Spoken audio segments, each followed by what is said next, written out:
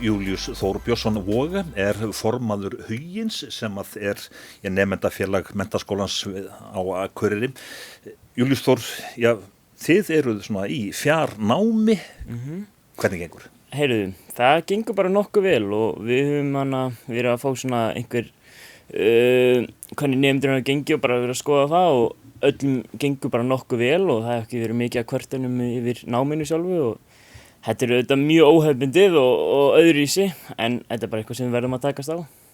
En kennararnir, hvernig gengur þeim að aðlaga sig að breyttum aðstæðum? Að breyttum aðstæðum. Þetta er náttúrulega auðvitað mjög mismunandi og aðrir kennarar mjög tæknivæðir og geta bara græja þetta strax og eru að halda svona fjartíma, náttúrufræði og raungreinasviði halda starffræði tíma á svona Zoom fundum en á félagsfræði meira bara svona heimanám lagt fyrir og síðan sendur það inn í svona á Moodle og þetta er bara mjög mismunandi eftir kennurum en flestir að standa sér nokkuð vel sko.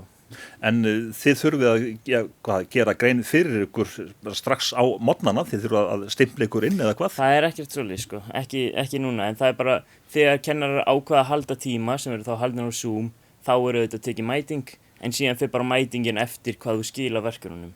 En ef þú skilar ekki verkefninu þá færðu enga mætingu. Hversu agaðir þurfa nemendur að vera til þess að standa sig? Sko, þetta er náttúrulega alveg, það er ekki enginn að hjálpa þér mikið lengur sko. Þetta er töluvert meiri ábyrgð á nemendum núna heldur en það hefur verið og nemendur þurfa svona vakna snemma á morgnana og halda sig í rútínu og vinna heimanámið sitt til að fá mætingar og gera verkefnin sín. Þannig þeir þurfa að vera vissulega töluvert agaðir en fyrr og geta ekki bara mætt í tíman og gert ekki neitt þar eða það þarf alltaf að leggja sitt fram á mörkum þótt við séum í svona fjarkennslu. En félagsstarfið, það náttúrulega gjörbreytt. Það er alveg bara, því miður er það bara mjög lítið sem við getum gert í rauninu og við mistum af mjög skemmtilegum viðburðum sem við erum að halda árlega og bara svona söngsalir og þannig viðburðir sem við söfnum svo vel saman. Það er bara gengur ekkert núna náttúrulega og það er enginn að mæta í skólan. En við erum að reyna okkar besta og við prófum nýtt og héldum rafíþróttamót á netinu fyrir 2 vikum sem bara gekk ljómandi vel og það voru 70 nemendur sem tóku þátt eða svo og þetta var bara eitthvað svona algjörlega nýtt og við fórum bara í samstarfi svona rafíþróttafélag inn í skólanum og þetta gekk bara ljómandi vel. En vinahóparnir svona, þeir að halda svona partí á netinu og svo framvegis? Það er alveg, ég hef heyrt eitthvað af því og nemendur eru svona hitta saman á Zoom-fundum og einhverjar halda ammæli og annað slíkt. Þannig það er verið að reyna okkar besta og í næstu viku til að halda smá svona emma uppi og við höldum alltaf góðgerðarviku á hverju ári og núna er ekki til betri tími til að halda heldur en núna en að halda góðverk. Og við ætlum að safna 500.000 ásamt kennurum til COVID, Hollvinasjóð Akureyrar, Sjúkrahúsinu Akureyri. Og hvernig ætlið að fara að þessu seglu? Þetta hefur alltaf verið þannig að það er einhverjir svona viðburðir í gangi í skólanum og þegar áheitið er safnað, einhver mikið að peningi safnað, þá eru svona áheitið lagð fyrir eins og þessi gerir þetta og eins og í fyrra þá réruður inn að frá Hjalteyri til Akureyrar. En núna er það bara eitthvað sem þú gerir heima hjá þér og livestreamar þá á svona sameiginlega Facebook-síðu sem við höfum með kennurum og þar verður svona haldinn bara saman öllu og það verður gaman að sjá hvað kennarar og nemendur geta gert saman því þetta hefur alltaf bara verið nemendurnir en núna eru kennararnir með og það verður mjög gaman að sjá hvernig þetta fer.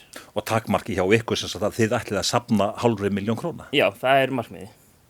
Þannig. Hvað með til dæmis heimavistina, hún væntanlega bara galtóm? Jú, það er bara alveg búið að loka henni og það var gert bara leið og takmarkunum eru settar og þetta er auðvitað mjög leiðilegt það sem, já, þú getur ekki einu sinni fengið smá að hitta vinniðina því að það er svo gríðarlega mikið að nemendum í skólanum sem búa utan á landi og eru á vistinni.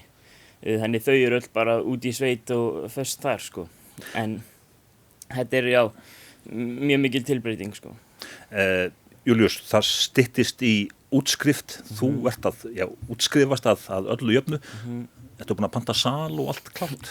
Ég var svo heppinn að ég þurfti ekki að panta sal en já, og að því að maður veit ekkert hvernig það fer í rauninni. Það er ekkert víst hvort það verði útskrift eða ekki og það sem ég hef heyrt frá skólastjóndum er að auðvitað langaði maður að halda þetta en þau vita ekkert hvernig staðan er, sko, hvernig þetta verður þegar við útskrifumst. Við útskrifumst náttúrulega seinna í flestir aðrir skólar og við útskrifumst 17. júní en það verður líklega engin stór hátíðahöld og eða verða þá verður það með mjög miklum breyttum forsendum og það verður að skoða það.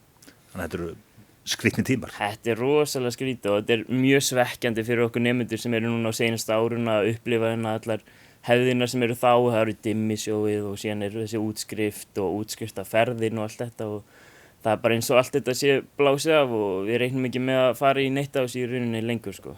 Þetta er mikið svekkelsi sko.